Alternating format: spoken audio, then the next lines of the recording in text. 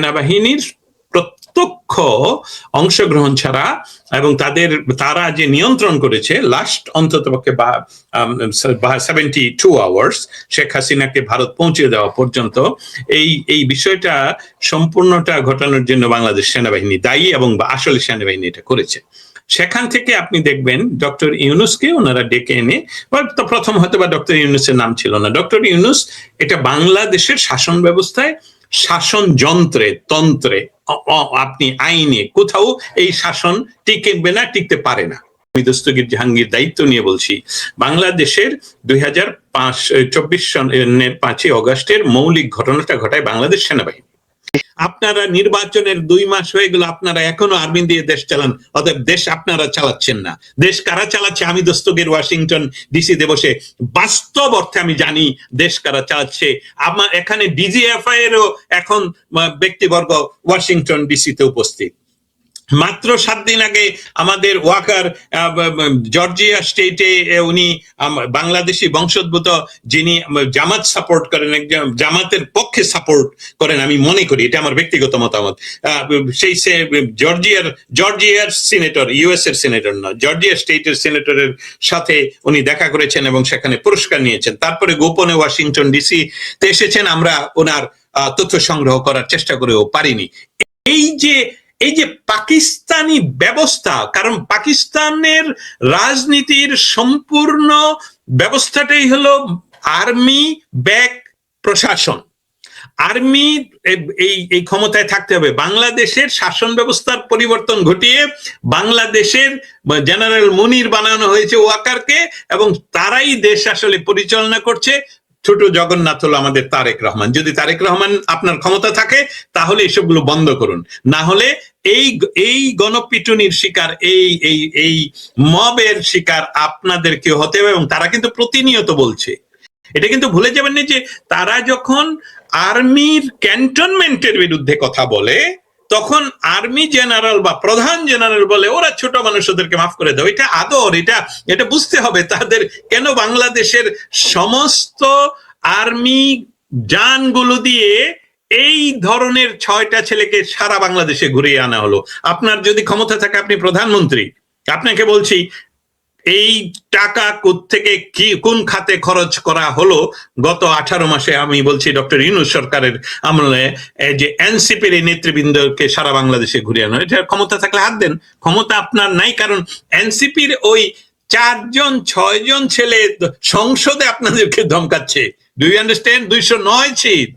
209 seat নিয়ে আপনারা এই 3-4টা ছেলে যাদের সুশিক্ষা নাই, শিক্ষা নাই, রাজনৈতিক কানেকশন নাই, কিছুই নাই, আপনাদের নেতাকে সেখানে দাঁড়াইতেও দেয় নেই, তাকে বিনা নির্বাচনে পাশ করিয়ে নিয়ে আসা হয়েছে কুমিল্লা থেকে। অতএব আপনারা আসলেই ছোট জগন্নাথ, সেটা আমি যেমন দস্তগীর জানি, আপনারাও জানেন। যদি অস্বীকার করেন তাহলে প্রমাণ করুন যে বাংলাদেশে আর আগামী 24 ঘন্টায় বাংলাদেশে কোথাও মব হবে না, চাঁদাবাজি হবে না, ইসলামের নামে জঙ্গিবাদ হবে না, মঙ্গল শোভাযাত্রা বন্ধ থাকবে না। আওয়ামী লীগ যখন ফিরবে, এটা গণতান্ত্রিক হতে পারে, আন্দোলনের ভিতর হতে পারে, অগণতান্ত্রিক আন্দোলনের ভিতর হতে পারে, বাংলাদেশ আওয়ামী লীগকে বাংলাদেশের কোন শক্তি মুছে ফেলতে পারবে না। অতএব আপনারা যেটা করছেন যে আওয়ামী লীগ নিষিদ্ধ, বাংলাদেশ জন্মর বহু পর বা বঙ্গবন্ধুকে হত্যা করে আপনারা বিএনপির জন্ম হয়, জাসদ জন্ম হয় বাংলাদেশের পর, জামায়াতে ইসলামী পাকিস্তানে জন্ম হয়। তাহলে বাংলাদেশ জন্মের ইতিহাসের সাথে যে যুক্ত, তাকে যে আপনারা নিষেধ করলেন, আওয়ামী লীগ এসে যদি সম্পূর্ণভাবে সকলকে নিষিদ্ধ করে তাহলে বাংলাদেশের মানুষ তাকে সাপোর্ট করবে, কারণ আপনারা প্রেসিডেন্ট তৈরি করে যাচ্ছেন। প্রধানমন্ত্রী তারেক রহমান, আপনার দেশ নেই তো, বাংলাদেশ তো নেই তো, আপনি তো নিষিদ্ধ করেছেন। এটা তো পাকিস্তানের অংশ। আপনি বাংলাদেশ আওয়ামী লীগকে নিষিদ্ধ করলেই তো বাংলাদেশের অস্তিত্বকে নিষিদ্ধ করা হয়, তাহলে তো আপনি পূর্ব পাকিস্তান হয়ে গেলেন। সংসদে নিষিদ্ধ হচ্ছে রাজনীতি, অর্থাৎ সংসদ বসিয়ে পরিকল্পিতভাবেই বাংলাদেশের ঐতিহ্যবাহী সবচেয়ে পুরনো 75 বছরের পুরনো রাজনৈতিক দল, যেই দলটির নেতৃত্বে বাংলাদেশ স্বাধীন হয়েছে, সেই দলটির কার্যক্রম নিষিদ্ধে আইন পাশ করেছে। জাতীয় সংসদে একের পর এক যে কীর্তিকলাপ আমরা দেখতে পাচ্ছি, তার মধ্যে সবচেয়ে আলোচিত এবং নিন্দনীয় তো বলাই যায় যে সংসদে ডক্টর ইউনূস যে অধ্যাদেশটি রেখে গেছেন, যেটি দেশে এবং দেশের বাইরে ব্যাপকভাবে প্রতিবাদ জানানো হয়েছিল, নিন্দা জানানো হয়েছিল, সেই অধ্যাদেশটি, অর্থাৎ যে অধ্যাদেশের মধ্যে দিয়ে বাংলাদেশ আওয়ামী লীগের কার্যক্রম নিষিদ্ধ রাখা হয়েছিল, সেটিকে আইনে পরিণত করা হয়েছে। কেন বিএনপি এই ঝুঁকিটা নিল? এটার আড়ালে কি কিছু আছে কিনা, আপনি কিভাবে দেখছেন? প্রশ্নটা শুরু থেকে যেভাবে শুরু করলেন যে ইউনূসের অধ্যাদেশগুলোকে আইনে পরিণত করা এবং বাংলাদেশ আওয়ামী লীগের নাম নিয়ে বলছেন সেই আইনে বাংলাদেশ আওয়ামী লীগকে কার্যক্রম নিষিদ্ধ করা, সেটার কন্টিনিউয়েশন। অনেকগুলো বিষয়। প্রথমত হলো যে দেখুন, ডক্টর ইউনূস ক্ষমতা জোর করে বা মেটিকুলাসলি ডিজাইন করে বাংলা, আমি সরাসরি বলি, আপনি আপনার যারা দর্শক শ্রোতা আপনাদেরকে আমি সরাসরি, আমি দস্তগীর জাহাঙ্গীর দায়িত্ব নিয়ে বলছি, বাংলাদেশের 2024 সনের 5ই অগস্টের মৌলিক ঘটনাটা ঘটায় বাংলাদেশ সেনাবাহিনী এবং বাংলাদেশ সেনাবাহিনীর প্রত্যক্ষ অংশগ্রহণ ছাড়া এবং তারা যে নিয়ন্ত্রণ করেছে লাস্ট অন্ততপক্ষে 72 আওয়ার্স শেখ হাসিনাকে ভারত পৌঁছে দেওয়া পর্যন্ত, এই বিষয়টা সম্পূর্ণটা ঘটানোর জন্য বাংলাদেশ সেনাবাহিনী দায়ী এবং আসলে সেনাবাহিনী এটা করেছে। সেখান থেকে আপনি দেখবেন ডক্টর ইউনূসকে ওনারা ডেকে এনে, প্রথম হয়তো বা ডক্টর ইউনূসের নাম ছিল না, ডক্টর ইউনূস এটা বাংলাদেশের শাসন ব্যবস্থায়, শাসন যন্ত্রে, তন্ত্রে, আপনি আইনে কোথাও এই শাসন টিকবে না, টিকতে পারে না, নাই। সেই শাসন ব্যবস্থার মধ্যে আমি দস্তগীর জাহাঙ্গীর ইউনূসের জায়গায় বসে কি করলাম, ভয়েসকে সরকারি মুখপাত্র করে দিলাম, ভয়েসকে দিয়ে দিলাম সমস্ত কিছু। এটা কি হবে? এটা হবে না। ডক্টর ইউনূস বসেই গ্রামীণ ব্যাংকের সরকারি যে মালিকানা সেটা কমিয়ে আইন করে, অধ্যাদেশ করে বললেন যে বা সরকারের, এবং এটা নির্বাচিত সরকার তো নেই, কোনো গণতান্ত্রিক না, কোনো সরকারই না, সে বলল যে গ্রামীণ ব্যাংকের সরকারের মালিকানা প্রাইভেট সেক্টরের, মানে তাদেরকে দিয়ে দেওয়া হচ্ছে, ডক্টর ইউনূসের অধীনে দিয়ে দেওয়া হচ্ছে। সেটা আপনার এই তথাকথিত নির্বাচিত প্রধানমন্ত্রী আইন করে দিলেন। এর চেয়ে লজ্জাস্কর তো হতে পারে না, এর চেয়ে লজ্জাস্কর আইন তো হতে পারে না। সরকারে বসে যিনি তার নিজের নামে কনফ্লিক্ট অফ ইন্টারেস্টের বিষয়টাও, মানে আমি কি বলবো, এই শব্দগুলো আর বাংলাদেশের জন্য প্রযোজ্য না। আইনের টার্মগুলো বাংলাদেশের জন্য প্রয়োগ করা অর্থহীন হয়ে পড়ছে। বাংলাদেশের জন্য কোন ধরনের, যেটাকে বলে আইনের শাসন বলো না আর একটি গণতান্ত্রিক শাসন বলো, এসবগুলো এই গত 24 মাসে 2024-এর 5ই অগস্টের পর থেকে এসবগুলো আর প্রযোজ্য হচ্ছে না। শেখ হাসিনার নামে, শেখ হাসিনা সরকারের নামে যেই সকল প্রপাগান্ডাগুলো প্রচন্ড ভাবে আমরা শুনেছি বা দেখেছি, সেখানে এখন তারাই বলে যারা প্রচন্ড ক্রিটিসাইজ করতেন, এবং নিশ্চয়ই আপনার কলিগদের কথা আপনার মনে আছে, তারা ওপেনলি শেখ হাসিনা, আমি নিজে শেখ হাসিনার বিভিন্ন সমালোচনা করে লিখতে পারতাম। এখন ইউনূসের সরকার তো গুলো এই সরকারের নামেও লেখা যাচ্ছে না, বলা যাচ্ছে না, এবং তারা করছেন কি, ইউনূস যেই বেআইনি কাজ, আমি যখন জন্মই নিলাম না, পৃথিবীতে তো দুই ধরনের এন্টিটি, একটা হলো লিগাল এন্টিটি আর একটা হলো ফিজিক্যাল এন্টিটি। আমি জন্ম নেওয়ার পর, একটা মানুষ বা একটা গাছ জন্ম নেওয়ার পর, গাছের কথা বলে, আমি একটা মানুষ জন্ম নেওয়ার পর সে তার এন্টিটি দ্বারায় ফিজিক্যাল এন্টিটি, আর লিগাল এন্টিটি দ্বারায় লিগাল প্রসিডিউরে, যেমন এলএলসি, কোম্পানি, অমুক তমুক এবং রাষ্ট্র। সেইটা তো দাঁড়ায়নি, সেটা তো জন্মই নেয়নি। সেটা এই আইনগুলো আপনারা এই অধ্যাদেশগুলো আপনারা পাশ করছেন কিভাবে?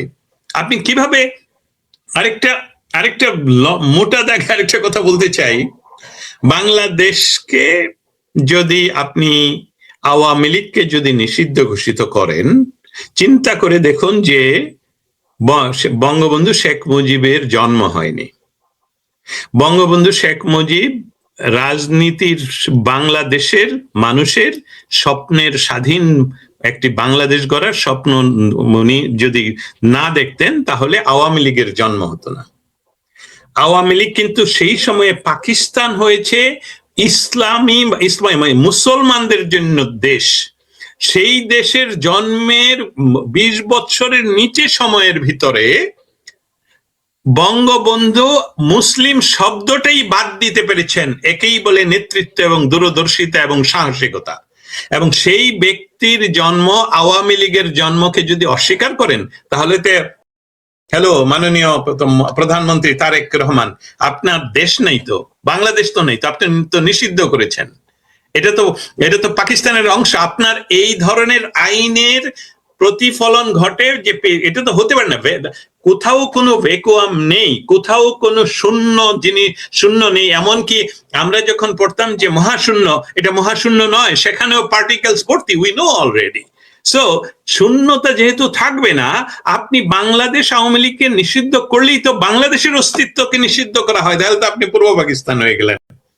সো এই একটার পিছনে একটা যে যুক্তির কথাগুলো, এই কথাগুলো তো বাংলাদেশের জন্য এখন প্রযোজ্য নয়। আমি একটা বিষয় আপনার সামনে বলে রাখি, ভবিষ্যতে এই রেকর্ডটা থাকুক অনলাইনে। যে কোনো এটা গণতান্ত্রিক হতে পারে, আন্দোলনের ভিতর হতে পারে, অগণতান্ত্রিক আন্দোলনের ভিতর হতে পারে, কি হবে আমি জানি না, বাংলাদেশ আওয়ামী লীগকে আমার ধারণা বাংলাদেশের কোন শক্তি মুছে ফেলতে পারবে না।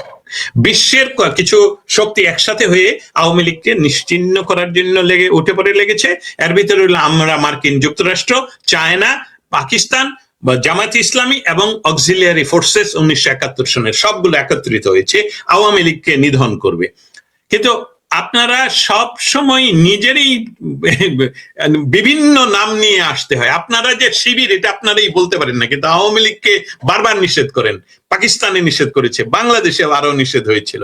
এবং আওয়ামী লীগ যখন ফিরবে, ইংরেজিতে টার্ম হলো, লিগাল টার্ম হলো প্রেসিডেন্স। কমন লতে হলো আইন। কমন ল কান্ট্রিগুলোতে আগের যে ধরনের আমরা প্রেসিডেন্স বা রীতি বা নীতি যাই কিছু যেভাবে বলি, সেসবগুলো আইন। অতএব আপনারা যেটা করছেন যে আওয়ামী লীগ নিষিদ্ধ, বাংলাদেশ জন্মর বহু পর বা বঙ্গবন্ধুকে হত্যা করে আপনারা বিএনপির জন্ম হয়, জাসদ জন্ম হয় বাংলাদেশের পর, জামায়াতে ইসলামী পাকিস্তানে জন্ম হয়। তাহলে বাংলাদেশ জন্মের ইতিহাসের সাথে যে যুক্ত, তাকে যে আপনারা নিষেধ করলেন, আওয়ামী লীগে এসে যদি সম্পূর্ণভাবে সকলকে নিষিদ্ধ করে, তাহলে বাংলাদেশের মানুষ তাকে সাপোর্ট করবে, কারণ আপনারা প্রেসিডেন্ট তৈরি করে যাচ্ছেন। আমাদের দেশের গণতন্ত্র যেহেতু আমাদের দেশের মতন, যে জিয়াউর রহমানের ছেলে তারেক রহমান এসে আবার আওয়ামী লীগকে নিষিদ্ধ করে দেবে, এবং আপনাদের সামনে আজকে পহেলা বৈশাখে এই কথা আমি রেকর্ডে বলে গেলাম, তাহলে জিয়াউর রহমান সাহেবের যে কবর, তার ভিতরে ওনার লাশটুকু আছে কিনা সেটাও তো কনফার্ম করা হয়নি ডিএনএ করে। অতএব সেটা কিন্তু 25 বছরে আওয়ামী লীগ সরকার সেটাতে হাত দেয়নি। সেটা সুন্দর করে সরকারি টাকায় সেটাকে রক্ষণাবেক্ষণ করা হয়েছে। আর আপনারা নাকি নিজেদের নির্দেশে 32 নম্বর ভেঙে দিয়েছেন। অতএব আমি আশঙ্কা করছি যে আওয়ামী লীগ যখন ক্ষমতায় আসবে, তখন আমি এটা চাই না। আমি চাই আওয়ামী লীগ সবচেয়ে ভালো করুক, সমস্ত কিছুকে ক্ষমা করে দেখ। কিন্তু একটি বিষয়ে আমরা প্রতীয়মান হলাম, আওয়ামী লীগ হয়তো বা সবসময় ক্ষমা করে দেয়, কিন্তু আওয়ামী লীগকে তারা সুযোগ পেলেই ধ্বংস করতে চেষ্টা করে। অতএব এটা আমাদের জন্য একটা দুর্যোগের ইঙ্গিত আমি মনে করি। এই যে পীর হত্যা আজকে এটা নতুন নয়। ডক্টর ইউনূসের সময় লাইভে টেলিফোন থেকে লাইভ করে চতুর্দিকে এই আল্লাহু আকবার ধ্বনি দিয়ে আমি দেখেছি পীরদের বাড়ি আক্রমণ এবং নৃশংসভাবে হত্যা। এসবগুলো কারবালার প্রান্তরের কথা আপনাদেরকে স্মরণ করিয়ে দিতে অনেকটাই সিমিলার। অতএব এটা রাষ্ট্রযন্ত্র।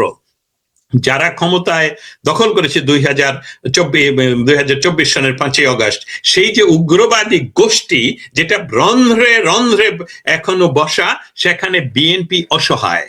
বিএনপি যেহেতু দুইটা ঘটনা ঘটে সেখানে, শেখ হাসিনাকে সরিয়ে দেওয়া হলো, আওয়ামী লীগকে নিষিদ্ধ করা হলো, কিন্তু ভ্যাকুয়ামটা হলো যে জামায়াতে ইসলামীকে সারা পশ্চিমারা, ইউরোপিয়ান ইউনিয়ন ছাড়া, যারা আমি যুক্তরাষ্ট্র সহ, তারা চেষ্টা করলো, এমনকি বাংলাদেশে আমেরিকান এম্বাসি পর্যন্ত তাদের সাথে যোগাযোগ রক্ষা করতে চেষ্টা করলো, যে জামায়াতে ইসলামী ক্ষমতায় আসছে, কিন্তু বাংলাদেশের সাধারণ মানুষ যারা ভোট দিতে গেল তারা কিন্তু স্ব ইচ্ছায় গেল যে এই জামাতকে ক্ষমতায় দিলে যতটুকু আমাদের বাঙালিপনা আছে সেটাও ইরানের মতন 55 ইয়ার্স চলে যাবে, কারণ তারা গণতান্ত্রিক কথা বলবে না। তারা ক্ষমতায় নেওয়ার 24 ঘন্টার ভিতরে সমস্ত মুক্তিযোদ্ধাদের বিরুদ্ধে ফাঁসির আদেশ হবে, এরা দেশদ্রোহী হবে, এরা ইসলাম বিরোধী হবে। আমি দস্তগীর জাহাঙ্গীর সারা জীবনের জন্য বাংলাদেশে যাওয়া নিষিদ্ধ ঘোষিত হতো। অতএব এই সরকার হলো জাস্ট, আমার কথা আমি আশা করি বর্তমান যে সরকার, সে সরকারের বাহিনী হোক, গোয়েন্দা বাহিনী হোক, তারেক রহমান নিজে হোক, শুনুক এবং প্রতিবাদ করুক যে না, দস্তগীর সত্য বলেনি, আমরা নির্বাচিত, গণতান্ত্রিক ভাবে নির্বাচিত একটি বৃহত্তম রাজনৈতিক দলকে ইয়ে করি। তাহলে আপনারা যদি সেটা করেন তাহলে এই মানুষ হত্যা, মব হত্যা 24 আওয়ার্স এর ভিতরে বন্ধ করার ক্ষমতা থাকতে হবে।